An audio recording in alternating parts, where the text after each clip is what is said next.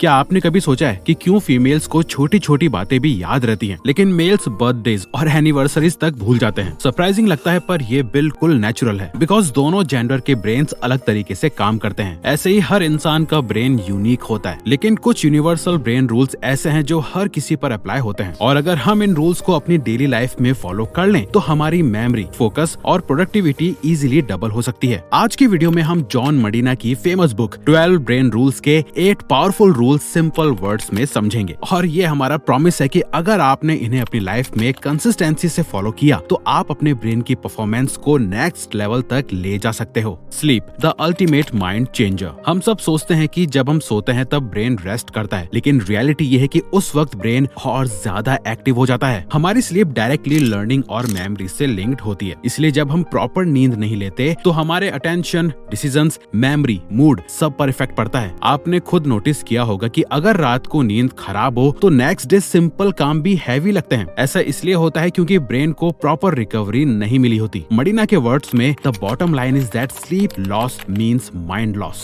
हम अपनी लाइफ का 1/3 हिस्सा सोने में स्पेंड करते हैं और ये बिल्कुल वेस्ट नहीं होता। यही वो टाइम है जो 2/3 लाइफ को प्रोडक्टिव बनाता है। और सिर्फ रात की नींद ही नहीं, आफ्टरनून नैप भी इक्वली इम्पोर्टेंट है। हमारे ब्रेन में 2 फोर्सेस चलती हैं, एक जगाए रखने की, एक सुलाने की। और अराउंड 3 PM सुलाने वाली फोर्स नेचुरली स्ट्रांग हो जाती है, इसीलिए फोकस गिरता है और हमें नींद आती है। और ये एक छोटा सा नैप पूरे दिन की प्रोडक्टिविटी बूस्ट कर सकता है। इवन नासा की एक स्टडी में सिर्फ 26 मिनट की नैप ने पायलट्स की परफॉर्मेंस 34% तक इम्प्रूव कर दी थी। लेकिन जितना स्लीप से ब्रेन रिचार्ज होता है उतना ही जरूरी है उसे एक्टिव और रेडी रखना। और इसी से स्टार्ट होता है brain rule 2, exercise the brains power boost. हजारों साल पहले जब ह्यूमन बॉडी इवॉल्व हो रही थी तब ना कार्स थी ना मशीन्स। हमारे एंसेस्टर्स सारा काम चलकर, दौड़कर, खुद शिकार करके करते थे। इसी कांस्टेंट मूवमेंट के एनवायरनमेंट में हमारा ब्रेन डेवलप हुआ था, इसलिए मूवमेंट ब्रेन के लिए नेचुरल और एसेंशियल है। रिसर्च प्रूव करती है कि मूवमेंट से ब्लड सर्कुलेशन इंप्रूव होता है, जिससे ब्रेन को ज्यादा ऑक्सीजन मिलती है और BDNF प्रोटीन रिलीज होता है जो न्यूरॉन्स को ग्रो, रिपेयर और नए कनेक्शंस बनाने में हेल्प करता है। इसी वजह से exercise directly learning, memory, focus और प्रॉब्लम सॉल्विंग को बूस्ट करती है। 2004 की एक स्टडी में एल्डरली लोगों के 2 ग्रुप्स को कंपेयर किया गया था। एक इनएक्टिव ग्रुप था और एक डेली एक्टिव रहता था। रिजल्ट्स क्लियर थे। एक्टिव लोगों का ब्रेन शार्पर, फास्टर था और डिसीजन मेकिंग भी मच स्ट्रॉन्गर थी। मतलब थोड़ी सी डेली एक्सरसाइज सिर्फ बॉडी को फिट नहीं बनाती, इनफैक्ट ये ब्रेन को फ्यूल, स्ट्रेंथन और सुपर एक्टिव बनाती है। और इससे मेंटल एनर्जी, फोकस और प्रोडक्टिविटी नेचुरली जंप हो जाती है। लेकिन एक्सरसाइज वो चीज है जिसे हमारा ब्रेन नेचुरली अवॉइड करता है। और यहीं से शुरू होता है rule number 3, attention, focus on what matters.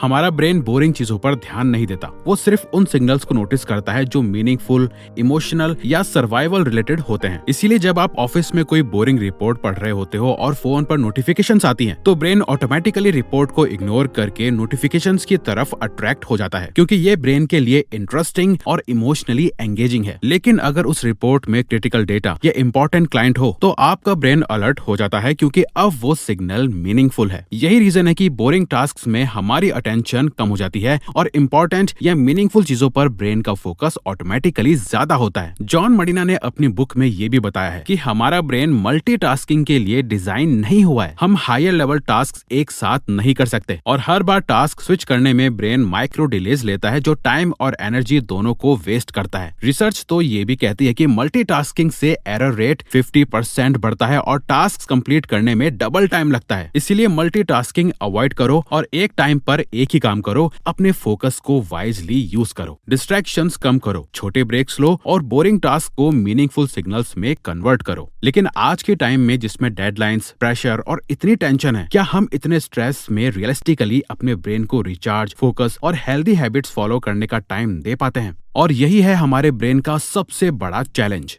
Stress. Don't let it control your brain. आजकल की लाइफ में स्ट्रेस इतना बढ़ गया है कि मल्टीटास्किंग अवॉइड करना या ब्रेन को रिलैक्स करना ऑलमोस्ट इम्पॉसिबल लगता है। प्रॉब्लम यह है कि हमारा ब्रेन सिर्फ शॉर्ट टर्म स्ट्रेस हैंडल करने के लिए बना था, 30 सेकंड्स का स्ट्रेस जिससे वो इजीली रिकवर हो जाए। लेकिन मॉडर्न लाइफ का स्ट्रेस लॉन्ग टर्म होता है और इसी वजह से मेमोरी, फोकस, डिसीजन मेकिंग सब स्लो हो जाती है। स्टडीज भी दिखाती हैं कि क्रॉनिक स्ट्रेस ब्रेन के साथ साथ बॉडी को भी वीक कर देता है। जैसे इम्यून सिस्टम डाउन होना, नींद डिस्टर्ब होना, mood swings, anxiety and depression. But stress कोई बुरी चीज नहीं है। इनफैक्ट ये सिग्नल है कि अब हमें अपने आप को टाइम देना है और अपनी बॉडी को रिलैक्स करना है, और ये आप अपनी बॉडी को पॉज करके या मूवमेंट करके इजीली अचीव कर सकते हो। 1 से 2 मिनट बस डीप ब्रेथ्स लो, ये ब्रेन को इंस्टेंटली काम करता है और टेंशन 25% तक कम कर देता है। या फिर 2 मिनट वॉक या बॉडी स्ट्रेच कर लो, इससे एंडोर्फिन्स रिलीज होते हैं जो न्यू न्यूरॉन्स बनाता है और ब्रेन का ब्लड फ्लो इंप्रूव करता है। Result, sharper focus, better memory और clear thinking. Repeat, the shortcut to strong memory.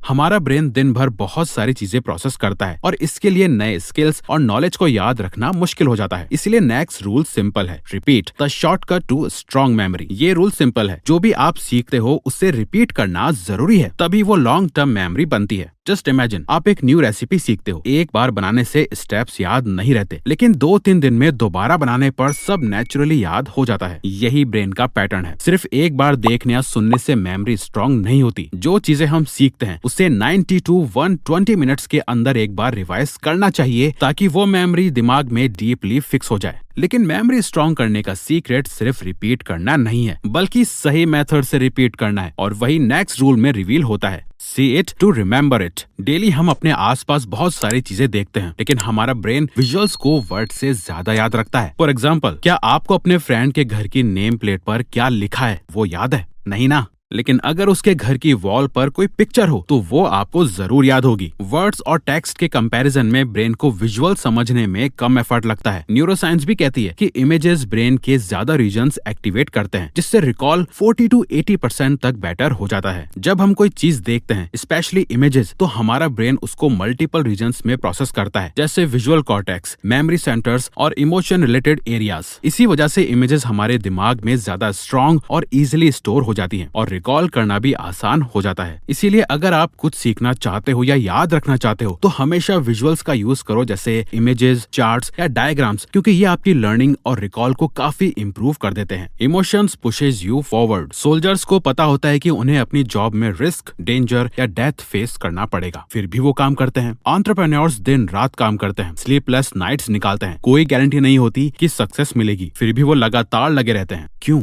Because उनके काम के साथ उनके इमोशंस जुड़े होते हैं, जिससे उन्हें मोटिवेशन मिलता है ये सब करने का। हमारा ब्रेन नेचुरली उन्हीं चीजों पर एनर्जी लगाता है और प्रायोरिटी बनाता है जिसमें हमारे इमोशंस हो। इमोशन से फोकस और एनर्जी नेचुरली बूस्ट होती है और आप अपना 100% एफर्ट दे पाते हो। इसलिए अगर किसी काम में आपके इमोशंस नहीं होंगे तो आप बोर्ड फील करोगे, डिले करोगे, स्ट्रेस होगा और एंड में सेटिस्फैक्शन भी 0 मिलेगी। So if you want extraordinary output, attach emotion to your actions. और अगर आपको अपने काम के साथ इमोशंस जोड़ने हैं तो एक सिंपल टिप याद रखो, अपने काम को किसी पर्सनल रीजन से कनेक्ट करो, चाहे वो फैमिली हो, आपका फ्यूचर गोल हो, कोई ड्रीम लाइफस्टाइल हो या बस अपने आप को प्रूव करने की फीलिंग। जब रीजन स्ट्रांग होगा, इमोशन खुद ब खुद आ जाएगा। हमने इतनी देर से ब्रेन को स्लीप, एक्सरसाइज, फोकस, स्ट्रेस और इमोशन से हैंडल करने के टिप्स समझे हैं, लेकिन ये सब करने के लिए ब्रेन को ट्रेन और रिचार्ज कौन करेगा? इसीलिए अब आ रहा है सबसे इम्पोर्टेंट और last rule, the golden reset rule, rest to rise.